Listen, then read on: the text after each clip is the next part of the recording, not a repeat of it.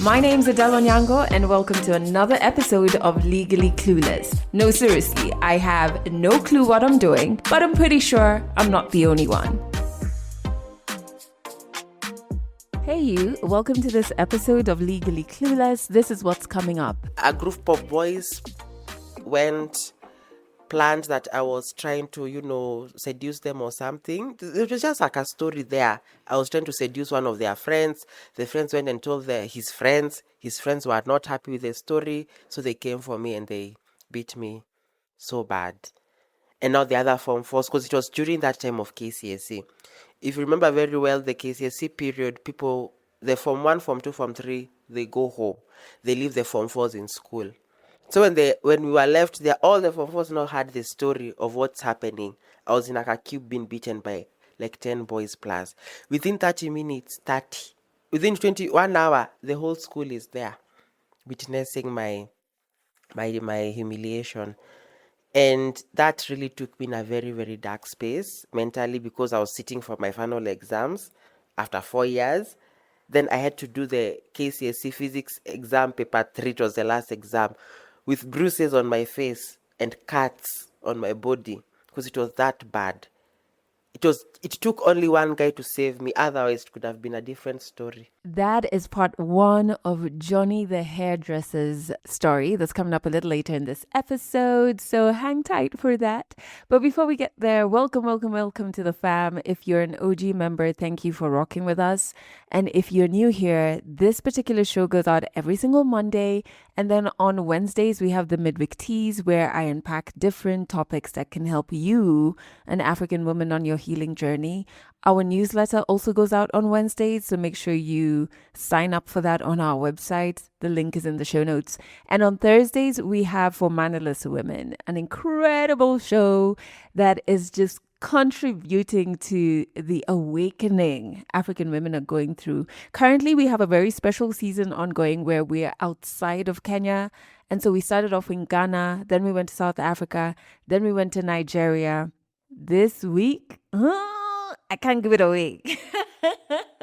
Just know we're going to a different African country. That's all I can tell you. Very excited about that season and very thankful to each and every one of you who is gobbling up For Mannerless Women. It's our youngest show, but it has grown faster than any other show that we have rolled out here. And we've rolled out quite a few shows. So thank you for rocking with us. And make sure you subscribe wherever you're listening to this on, so that you do not miss out on any of the good stuff that we have.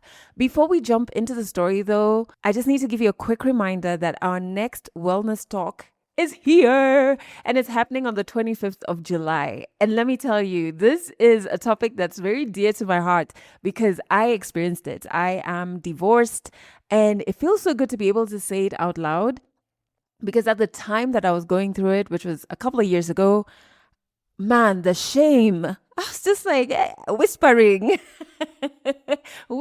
about it. There's just so much shame I felt. But my divorce is the biggest blessing that I got. It made me meet myself in ways that have freed me to be who I truly am. And I really want that for you who's going through, be it a divorce or the end of a long-term relationship. I really want you to find yourself again. And so that's exactly what our next wellness talk is called. It's called Divorce Care When the Marriage Ends, Finding Yourself Again. And we're going to be joined by accredited psychologist Faith Guchu, who's my personal psychologist, who walked me through my divorce period. Like, I don't know what I would have done without Faith, right? And yeah, it's just for the talk and an acknowledgement that divorce isn't just the end of a marriage. There's so many things you lose: your routines, your identity, friendships, family dynamics, dreams, the future you imagine for yourself. The list of losses is long. But let me tell you, once you navigate grieving all of those losses, you free yourself. You find yourself again. And that's what we're going to be talking about: navigating that grief, rebuilding your sense of self, creating a new support system, co-parenting for those of you who have kids, healing before your next chapter, and so much more. If this season of your life or someone you love's life looks anything like that, maybe they're also navigating a divorce, we would love to be able to hold space for you. And so 25th of July, it's 10 a.m. East Africa time. It's virtual. Wherever you are in the world, you can tune in. Our wellness talks have the provision for you to send in questions anonymously to Faith. Please use her. She's such a resource. So much of who I am today is because of the work I did with her. And tickets are only 1,000 bob. And if you check out the show notes, there is all of the links that you need for the good stuff on the tickets. And make sure you share about our wellness talk with a sister who you know would benefit from coming for it. I can't wait to see you guys then. All right. Jony, let's get into Jony the hairdresser's story. Man, it's just a story that reminds me how we often celebrate a lot of people's success, especially like public figures, because Jony the hairdresser is quite a known figure in our region. For those of you outside the region, he's very well known and he details it in his story. So I don't want to give away too much of that. But we often see these people and we celebrate their success, but we don't really know what it costs to get them there. Right. And so now we dive into that. So here's part 1 of Jony's story. 100 African stories on Legally Clueless. Stories from Africa. My name is Jony, John Mukuna Mongai. I was born and raised in Naivasha at a small estate called Lakeview Estate. I've grown up there for the entire time of my life, for the better part of my life. Yeah, and I moved back to Nairobi after 18. My mom told us, 18 nimefika, get out. So every time all our siblings, 18 years, get out. Go to your uncle, go to your aunt, go somewhere, but not in my house. But it was a way of us sending us to the world and exposing us to growth. Life was good. My parents were comfortable to raise us, and I grew up technically knowing that my parents can provide, honestly, but my sisters, my brother and sister didn't grow up in such an environment. By the time I was born, at least things were easy for the family, but it was not bad, honestly. I lived like a normal child, honestly. I interacted more with my brother because we have a 2-year age gap. So me and my brother, we grew up like literally twins. But he has a different personality than I have. He has a different character. Everything is different with him. And my sister, we have a very big age gap. We now came to bond now that we are adults. It was not bad. I feel like they embraced my femininity from a very young age. And they knew my kind of personality and character from a very young age. So it was easier, quote unquote, for me to even like be free with myself and be open to my character. Yes, I was very, very girly in terms of my lifestyle. My personality was very feminine. So I used to play with the girls when I was younger. I didn't like the boys, hanging out with the boys, especially my brother, because I was like, I'm not into this football. I'm not into this Bano. You remember Bano, the one that you play with the pebbles? I was not into that. So I was most into the kupikanisha, kalongolongo. Kalongolongo is that you are the mother, you act as the mother, and the other acts as the father. I was neither the mother or the father. I was always the auntie. So I felt like they knew who I was from the word go. So I felt like they nurtured my character from a very young age, and I ran away with that. The environment around me was not as toxic. I think they knew the character that I portray, the personality that I have. They knew what I like and what I don't like. And also, I was very soft when I was very young. I was soft, kind. I was such an introvert. I didn't even go outside to play with other people. I used to spend most of the time alone. So with that, also, they were like, this one is like a special kind of kid. I don't know. But they were kind to me. My neighbors, my mom's friends, they were kind to me because my face also was very feminine. I was so feminine in all in every aspect of my life. My hands, my voice, my skin. I didn't have acne growing up. Imagine, I didn't even break my voice in high school.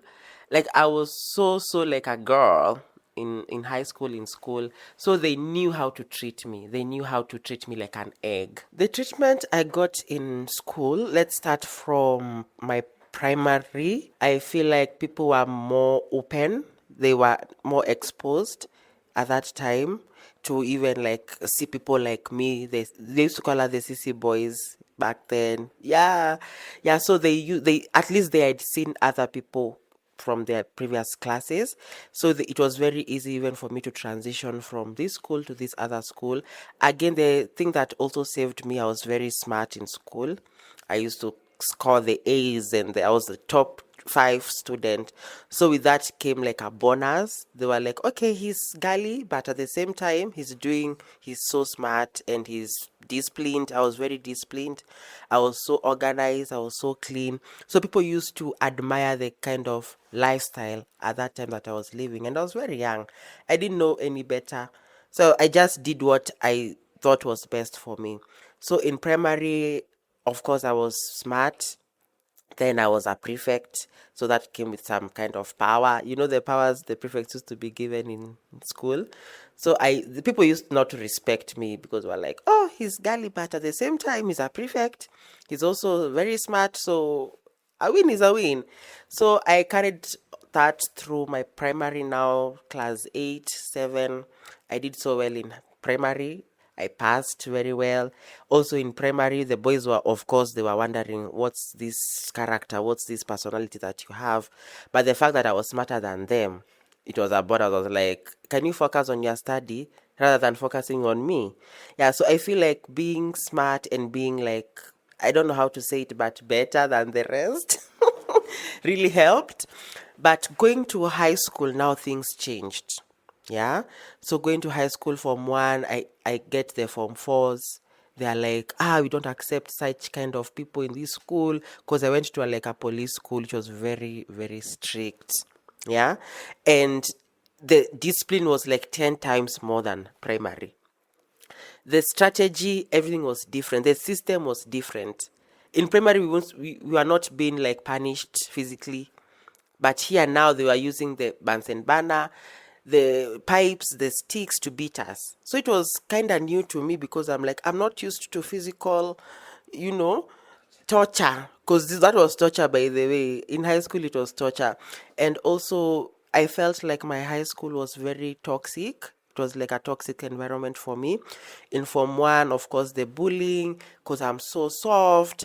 The boys, they are very rough, rowdy, and out there. So it took me time before I adjusted to the new school. And I remember Form 1, Form 2, I didn't perform very well because that thing affected me so much. It affected my performance, it affected my everything. So in Form 1, Form 2, I was now trying to transition to the new life. It's okay.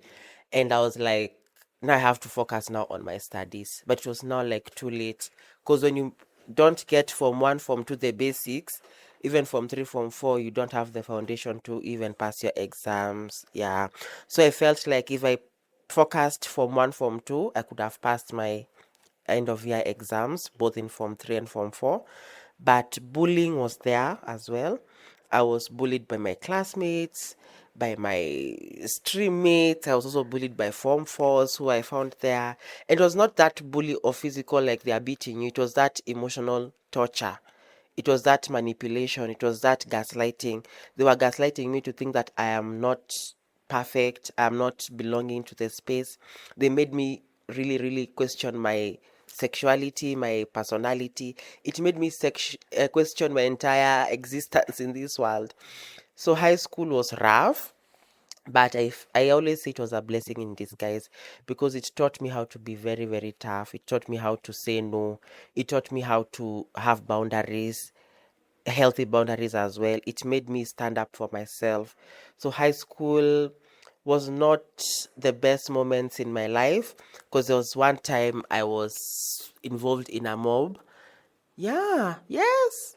I was involved, a group of boys went, planned that I was trying to, seduce them or something. It was just like a story there. I was trying to seduce one of their friends. The friends went and told his friends. His friends were not happy with the story, so they came for me and they beat me so bad. And now the other form fours, because it was during that time of KCSE. If you remember very well, the KCSE period, people, the form 1, form 2, form 3, they go home. They leave the form 4s in school. So when we were left there, all the form 4s now had the story of what's happening. I was in like a cube being beaten by like 10 boys plus. Within 30 minutes, 30. Within 21 hour, the whole school is there witnessing my humiliation. And that really took me in a very, very dark space mentally, because I was sitting for my final exams after 4 years. Then I had to do the KCSE physics exam, paper 3. It was the last exam, with bruises on my face and cuts on my body, because it was that bad. It took only one guy to save me, otherwise it could have been a different story. So it took me so much of my mental health to even heal from that and forgive the people who did that to me at the time. So when I remember high school, it doesn't bring very great memories. However, I enjoyed myself in my power, in anything that I could do. I went to functions, I joined clubs. I just lived the life, but I was walking on eggshells at the time. Yeah. I didn't report because it was a homosexual case, and homosexuality in school was a no-no. It was abomination. It was prohibited. If you are had like if people heard that you are involved in such things, you are being punished, even with the teachers themselves. You even given suspension and expulsion. Expulsion. It was so extreme you couldn't even talk to someone about it. So I just had to because the teachers saw me, they were like, yesterday you were not injured. Today you have bruises on your face. What happened? And I told them, no, I just fell from the top bed down. I hit the box, the metal box. It cut me. And they were like, no, no, these are punches on your face. We can tell. You didn't just fall. You are beaten severely by people. Tell us. I was like, I fell. So immediately I was denying I was being punished as well. So on top of the pain that I had, my class teacher also added some punishment on me. I was caned, guy, so badly. So I have this pain until I became numb. I couldn't feel the pain anymore. So the teacher was like, who beat you last night? I'm like, no one. Another round. Who did this to you? No one. Another round. Johnny, tell us the truth. I'm like, I'm telling you the truth. But since it was the last few days of us leaving the school, they were like, you did not tell us, you don't want us to give you the help that you want, you don't want to get justice for the people who did this to you. So you'll just have to take the L and suffer in silence since you don't want to tell us. The same case, I went home after now like 3 days. I told my mom the same thing. I fell from the bed and got myself injured. And she was like, no, you are lying. And I know you are lying. But if you don't want to talk about it right now, it's fine. So that whole saga and story, the people who did that to me, they were not punished.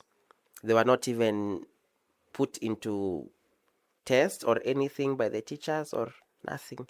So I just left that story, that stone unturned. I didn't even sleep in my bed.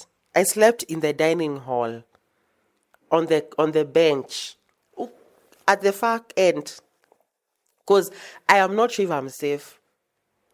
Because I was rescued by one person, and he was a rugby guy. He was like, you'll kill him. Mtaua Jony, you'll kill him. Leave him. They were like, yeah, yes, yes. I was like, no. I was even numb. I was even like unconscious at that point. So when he took me out from that whole commotion, I ran to the field because our school was so big. So I ran to the farthest end at the field and I started crying because the pain was too much. I couldn't even feel pain anymore. So I didn't even have supper. I didn't even go to read for my final exam. I just went to the dining hall, took my blazer and slept there the entire night till the next morning. Yeah, it was so, I was so scared because I was afraid the security would have found me another punishment. So I literally did not sleep because now the pain were now manifesting now that I'm not doing anything else. It was bad. I think I was protected. What held me actually was I felt like I wanted to protect her peace, her mind, her. I didn't want her to worry about me because at that point I'd already forgiven my oppressors. I had already forgiven the people who humiliated me. I just told God, I can't do anything to them. I can't revenge. I can't beat them back. The only way is just forgiving them, forgive myself, and move on with life. And the best revenge was me becoming better.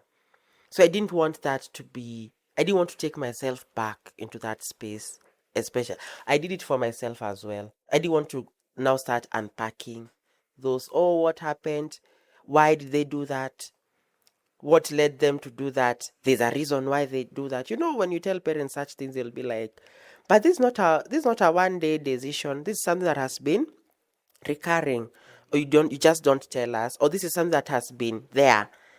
It's just that it erupted to physical assault. And I was like, no, I don't want to get myself back into that space. I was like already in good terms with my mom at that time, so I didn't want to ruin that with her as well. So I just felt like I don't want to put her in that position where she has to worry about my well-being every time that I'm going outside. Because now it was not after Form 4, then we go to campus. So I didn't want to put her into that space where she'll have to worry about me going to campus, and campus is not any better than high school. It's still the same. Yeah. So I didn't want just to do that to her. After high school now, I was enrolled. I failed in high school, by the way. I failed terribly because of all those shenanigans that were happening in high school. I failed. I think I got a C. Yet I was the tegemeo. I was the breadwinner, quote unquote. Because my sister got I think a C plus. My brother got a C plus, and I was the bright student. I was the brightest in the family. Knockout, but it's true. So when I saw my sister's performance and my brother's performance, I was like, I will surpass this C plus. I'll either get an A minus, B plus. If worst comes to us, I'll get a B minus. Even that B minus I didn't get. Even that C plus I got a C. And they were all shocked. So my mom was like, I know why you got a C, but we shall revisit that. So I think she knew. And I think when she even called my class teacher. So after high school, it's either you are called to campus or you go to a parallel program or you go to college. The ones that you're going to pay for yourself. But when you go to the main campus, it will be catered for by the government or something. It is going to be cheaper. So the pass mark to get to campus was C plus and above. Of course, I did not get to that point. So I had to look for a school to do a course. So my mom, we had to come up with a solution, I need to go to school. It's after campus. He said I go to school or I go to school campus. So I went to Strathmore. I was enrolled to do international relations. Went for the interview, did the interview, passed the interview. We Strathmore, they wear official clothes, so you can't go with casual. So I had to buy official clothes, khaki trousers, loafers, Chinese collar shirts, literally like a corporate person. And we bought the clothes with my sister. My sister was so supportive at that time. She bought me the clothes. She bought me everything that I needed, the books. And 1 week to admission, I was like, no, I'm not going to Strathmore. Yeah. I was like, get somebody else to do it. I'm not doing it. And my sister was like, why? You waited for us to do all these things just for you to say you're not going to Strathmore? What's the problem? I don't know. I just don't feel that's my calling. I don't feel like that's the course I'm called to pursue, honestly. And she was like, but this is too late. You already made the fees payments, everything. You can't just back down from this opportunity. I was like, no. And Q, my cousin, was the one who was helping us get into Strathmore because I failed. So we literally begged him, oh, please go root for us, talk to us, nini. And I still said, no, I'm not, I don't feel like going to Strathmore. I won't take that course, honestly. So she told my mom. My mom was like, stop doing that. You are overreacting. You're being dramatic. Stop being complicated. I was like, but I'm being honest. I don't want to go waste your money. Then you say, at least you could have done something else, something that you like. I didn't want to get to that point. So I just told them, since I just finished high school, like, it was like 5 months before. So there was that 1 year grace period for the Form 4 leavers to stay home, do the computer packages, do driving, those small, small courses. So my mom was like, since other people have not yet joined campus, he can also take a small course of his choice. Then after the course, he goes back to campus. And I was like, cool. Now we are talking. At that point, my dad died at when I was in class 7, that is 2010. Yeah, he passed away 2010, and he didn't see us grow, especially our teenagehood and our adulthood. He only saw us when we were like small children. So my dad didn't wasn't present, yeah, during that time. So it was my mom, my sister, my brother, and I was trying to, save them as well, because at the time when my dad died, things were a bit difficult for us in terms of finances, even the property. Like, a lot was going on. When death comes, the in-laws, they want some bit of this and that. So it was a lot of happening. But my mom was able to, figure out her way up and um, provide for us, me and my siblings. So I told my mom that can work. I can go to a short course, do something small, then go back to Strathmore. She was like, fine. What do you want to do? I told her I want to do hairdressing. She was like, you don't want to do something to do with computer packages? I told her, but I did that in high school. At least I have ideas, one or two, of computer packages. She was like, what about driving? I was like, I don't like driving. I don't want to be driving. I want to do hairdressing. So she was like, do you know a school where you can get those services? I was like, let me do my research, then I'll let you know. I think what made me want to pursue hairdressing was it was the easiest course I could pursue at the time. I was literally escaping from now the hard courses, honestly. And also, I was like, I have an idea or two about hairdressing, because I used to go to my aunt's salon. She had a salon in Naivasha. I used to go help her and do the clients, wash clients, do their braids, do blow dry. Like, I had an idea of what I was doing, because I was so scared to fail again, because I failed in high school and I was performing well in primary. So the high school, I didn't want to waste my mom's money again, because in high school, honestly, I wasted her money. And I felt so bad. And I was like, I can't go to high school, to campus, do something I'm not aware of. I'd rather just go do something I know and make the most out of it. That was my thinking at that time, because I was like, Strathmore already was expensive. I think per semester was 200,000. Yeah, considering my mom has other kids who are also in campus. My sister at the time, she was, I think, married or in the process of getting married. My brother was also in campus. And also him, his school fees was a lot. So in my head, I was like, I can't do this to my mom again. Let me just take a course that it doesn't require much of technicality, something that I am familiar with, and I'll make something out of it. So that was my entire thought process when it came to deciding. It was not like I really, really wanted to do hairdressing. I was just like, that's the only thing that I know. If I knew something to do with IT or those things, tech things, I could have done IT. Yeah, if I knew something to do with accounting and business, I could have done business management. But I went there with what I know, and I made the lemonades out of those lemons at the time. Yeah, my sister was very supportive in that process of, school hunting. She was very, very supportive, and she went online websites looking for those schools that have 5-star ratings. Because at the time, Instagram, TikTok, and social media was not very, how do I put it? It was not as pronounced as it is right now, where you can find everything on Instagram. Right now, when you get on Instagram, you search for Kenyan makeup school, you'll get options. If you go on TikTok, you search for Kivitenge outfits, you'll get like a bunch of pages. So at that time, we used to go on websites, online, search for hair schools. So at that time was Vera Beauty School. Ashley's was also an option. Linton's was also an option. Which other school was there? I can't remember the other schools, but they were there. So I decided to do Ashley's because the Ashley's package made sense financially and cost-wise. I chose hairdressing only because there was that option of choosing hairdressing, beauty, or fashion. So I was like, let me just do hair. Because I was like, the hair is the only thing that I know. Remember, I was very afraid of taking a new course, then I fail. So I think I had that trauma of failing, and I didn't want to fail again. So I just took hairdressing. My mom was like, you don't want to take makeup? I was like, no, I don't know anything about makeup.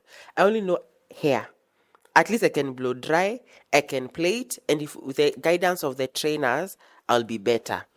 So I went there with only one mission, to be perfect and to pass my exams and get some gigs here and there and not go back to Strathmore. My plan was not to go back to Strathmore all this time. So in every aspect of the game, I was like, I'm not going back to Strathmore. So I did everything in my power to stay in the industry of hairdressing. So my sister got the Ashleys, we inquired, they were very fast with the admission.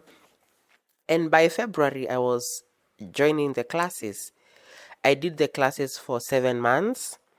People think that hairdressing and beauty is easy. It is not. It's actually the hardest course you could give someone who doesn't know anything about beauty. In our class, we were 22 students, 11 boys, and the rest were girls. The third month, we were like 7 boys, 20 girls. So the number kept on reducing as the month went, as the courses were being pursued and everything was happening. The numbers was reducing. So by the time the 7th month is reaching, we were like 2 boys, 11 girls. Yeah, in our class. So by the time month 7 is clicking, I was the only boy in our class doing the hairdressing course. All the other boys had dropped out. They were given up with the courses because it was so intense in school. We had 375 clients to attend to by the time that 7 months is over. We had targets to pay, and each target you are supposed to pay 50 shillings. So 375 times 50, exactly. So that means you have to go outside and get clients who are paying to cater for those targets that you're supposed to pay. So you used to go to Gikomba, pay the driver 200 shillings, jaza or fill the matatu. Matatu now is the public transport it was the cheapest way of, taking the people to school. And those people that you are carrying, the 14 people in that public transport, we used to pay for their services. So they used to do those services for free. So the next weekend we go, another bunch, another bunch, another bunch. And these are people we are finding in the streets. You find a lady there with her 2 kids on the streets, Apo Luthuli. You tell her, Sister Nancy, come, let's go. I do your hair and your kids' hair for free. Another one, another. So we had to build like a community of people we'll be going for every month with my friend. So I teamed up with a friend. She was also in alignment with my goals. So it was easy for us to work together. And we were the only 2 students who graduated with top honors in college. Yeah, so it was really tough, and I am glad that I had someone at the time to, hold accountable for. I was like, I can't do this by myself. I need someone. We can push each other. Then for her now, the advantage for her was she was raised there, Gikomba, Muthurwa, those areas. So she had a lot of connection. Me, I just came from Naivasha. The only place I know is archives. If I don't see archives in town, I'm lost. So she really, really held my hand. She showed me Gikomba, the inside uko, that the interior of Muthurwa. I saw it all. They were now the environment there was different as well, because they are not used to seeing someone like me who is very girly. But God worked in his mysterious way, and they somehow accepted me. And they were like, bring Johnny every time you come. Carol, bring Johnny every time you come. Johnny, where's Johnny? No, this saying Kiswahili. Johnny ako wapi mtu wetu?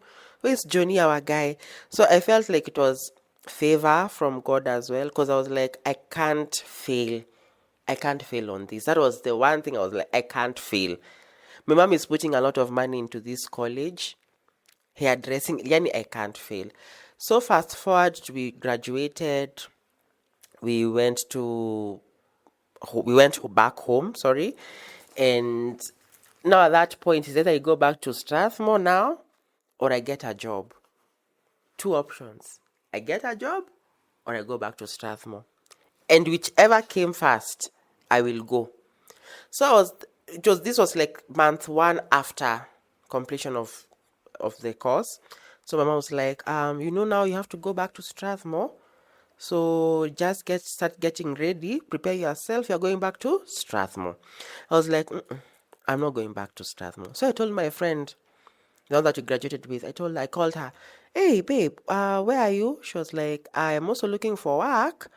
Can we go to Westlands, Kilimani, as we scout for jobs? I was like, yeah, let's go. Me, I don't want to go back to Strathmore, babe. Let's go job hunting, literally. So we used to alight from Archives, then walk from Archives to Westlands. Then from Westlands, we walk to Kilimani. Then from Kilimani, we go to Kileleshwa. And we are going to salons, door to door. We knock, hey, we are students from Ashley's. When they hear students from Ashley's, or more, get out, just go. Hi, we are students from... get out. We don't want interns. We don't want newbies in the industry. So we literally were denied the opportunities. Even some of the big salons that I came to work with later, I told them, I remember there was a time I came and you pushed me away. And they were like, no, you don't understand the industry. That's how it is. I was like, it's fine. So we tarmacked for like 2 months looking for work. I was even to a point of I would be a shampoo boy. I don't want to go to Strathmore. And when my mom knows that I am working, she'll be like, just work, then we see how things go. So I got that, finally we got a gig at Buru. Buru is on your way to Jogo Road, Eastlands. And there, the salon was not high-end, so the payment was so little. That guy used to give us only 200 shillings per day. That was my salary. So it was my responsibility to do the math. 200 times 6, that's 1,200. That's my salary for a week. Now then times 4, that's 5,800. No, 4,800. So imagine I'm surviving on a budget of 4,800 Kenyan shillings. Yes. And at that time, I had moved out from my sister, because my sister now was officially married. She was expectant, so I couldn't stay there. I needed to give her space. So I moved in with my brother. And I told you my brother was 2 years older than me. So even him is also trying to figure out in life. So we just took like a small house in Eastlands. We used to pay like, was it 10,000? Yeah. And we used to split that amount 50-50. My brother pays 50%. I cater for the rest 50% with a 4,800 salary. Yes. So I told my mom, I got a job. She was like, oh, that's nice. Where did you get? I was like, in Buru. She was like, how is security in Buru? I'm like, it's fine. At least I have Caro with me. So she was like, at least you have a friend. So just push. But remember, you still have to go to Strathmore. I was like, it's okay, I'll go, but let's see how this goes. We didn't even finish like 3 months, and my friend crashed out on the employer. Yes, because that guy, wherever he is, where, you, that guy used to make sure we were at work by 6 in the morning.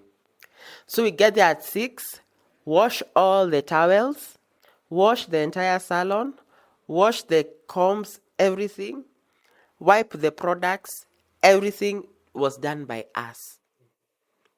Then at the end of the day, they pay us 200 shillings. So technically, we were just like cleaners in his salon.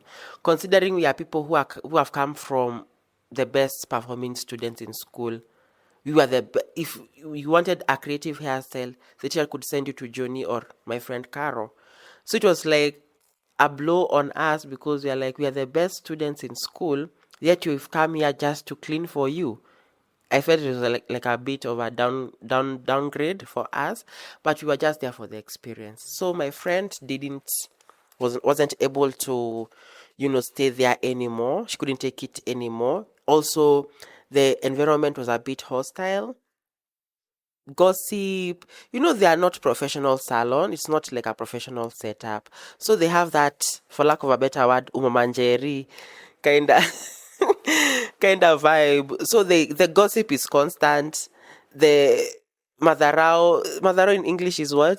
The bad treatment, the ill treatment was also extreme. They were literally looking down on us. And now especially for me, because they are like, hey, this one is so girly. So they were even discussing me with clients. So even clients couldn't trust me with their hair. So one morning we went with my friend Carol to do the cleaning as usual. We were cleaning the towels. The boss came, started causing tantrums, and Carol just poured the water in the salon and she left. Yeah, she left. She was like, I don't need this job anymore. I'd rather stay home than be mistreated here. She left. She was like, give me my 200 shillings. She was given the 200 shillings. The boss asked me, Jony, are you also leaving? I was like, hey, me, I don't have a plan B. I'm staying. I don't have a plan B or C or D, because if I get out of this place, I'm going back to Strathmore. So I just told me. My friend was like, Jony, I'm not leaving you. Let's go. So I was torn in between. Should I stay and protect my not going to Strathmore, or leave and go back to Strathmore and now do the course that I didn't want to do? So at that point is when I learned that you have to put yourself first. This is not a marriage thing that you have to move things together. So I just told my friend, babe, I love you. I hear you. They are not the best people to work with, but me, I'm not going. She was like, you want to stay here in this mistreatment that they are doing to you? Jony, let's go. I can't leave you. I'm like, no, babe, I can't leave. I don't have any other place to go. Because you know how she came from around? Because Buru, Gikomba, it's around the same environment. So she had connections with her friends. She had people she can go to. Mimi, the only place I can go, the only salon I can go to is in Naivasha. And I don't want to go anywhere to inconvenience my mom's peace or anything. So I just told her, Aki, I will vumilia here. I will persevere this treatment. But soon, when I get another gig, I will go. So eventually I stayed there for another 6 months, 6 to 1 year. Yeah, still the same routine. He didn't trust me with his clients. So I used to call my friends just to come for him to see I am able to do this job. Um, I am the perfect candidate. Like, I can be able to do braiding, I can be able to do barbering. I literally was doing everything, weaving, everything. So one time he gave me his client. No, his client came. He wasn't around, and the client was like, I can't wait for him. Can't you do me this service? And at the time, the service was called palm rods. I don't know if you know palm rods. Palm rods are those you put mousse, and they look like they are curls in short or more. And they are very technical as well. You have to have a certain technique to install them. And me, I used the knowledge that I had from Ashley's, did the palm rods, and they came out so nice, better than what he used to do. Because now it was giving precision, it was giving professionalism. Considering me, I came from Ashley's, these are mta or ghetto salon. So they were like, hey, where did you learn to do this from? This is so perfect. So the client shifted from him. And always the client used to come and say, I want Jony to do my hair. And he was a bit jealous about it. And one morning he told me, Jony, I can't have you anymore here. Or more, get out. Just go. And I told him, oh, yeah, also me, I've been thinking, I don't want to stay here anymore. So all this time, my sister was with me. She was asking me, how is the new job? She even came. At some point, she came and she was like, Jony, you can't stay here. We took you to Ashley's. You did a 7th month course just for you to come to this small salon. No. So she talked to one of her friends. She had a salon in the mall, Mombasa Road, and it was a bit better. Even the aesthetics were better. So she told me, this place you'll go as an intern. You will not start earning immediately. And I was like, as long as I come from this salon, from Buruburu, imagine I'm okay. Even if I'll be doing pro bono work, I'm okay. Catch more African stories in the next episode of Legally Clueless. Ooh, what an incredible story. I know we ended on a cliffhanger, but next week, part 2 of Jony's story is going to be out. So make sure you subscribe wherever you're listening to this on so you don't miss out on that. So many things I think stayed with me, but like the most important one is kindness. The importance of kindness, right? Kindness being the driver of how his family just accepted him as he was. The kindness of the rugby player who stepped in and stopped that vicious, terrible attack. The kindness of his sister refusing to let him give up. And yes, like those moments don't erase like the pain he had experienced, especially that attack that like completely broke my heart. But they really just become proof that like, you know, the cruelty doesn't have the last word. You know what I mean? I think I've been thinking a lot about kindness because I'm a kind person. And very many people have taken advantage of that. And I keep saying, in fact, I was sending my girlfriend a voice note yesterday and I was telling her, I never want to lose the kindness. I know I need to increase my discernment, but my kindness, no, because kindness is so revolutionary. And I love that we saw that come out in part 1 of Jony's story. So next week, part 2 lands and his career begins to take off. He lands jobs in salons. He starts working with celebrities and, you know, making decisions that force him to choose between financial security and betting on himself. So what I want to hear from you, wherever it is that you are listening to this on part 1, what did you connect with? Let me know in the comment section wherever you're listening to this on. I love reading your comments. And if Jony's story resonated with you and you want to share your story as well, you're African, you have a story, it is valid, we want to hear it. Fill out the storyteller form. A link is in the show notes and one of our correspondents is going to get back to you. This has been incredible. I love kicking off the week with you. And as always, I truly appreciate you. And I know that you have every single thing it takes to heal. That's it for this episode of Legally Clueless. You can share this podcast with your friends. You can keep it for yourself. I'm not judging. Just make sure you're here next week for the next episode.